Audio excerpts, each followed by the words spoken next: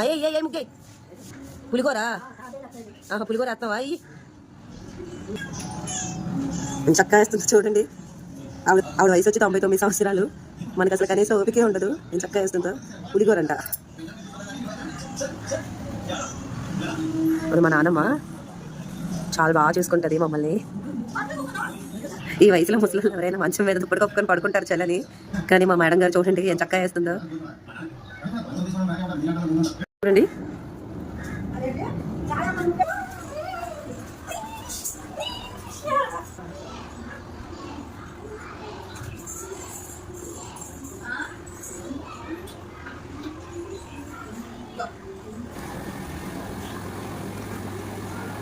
మామ రోడ్ అంతా ముగ్గులేసేస్తున్నాం మామ.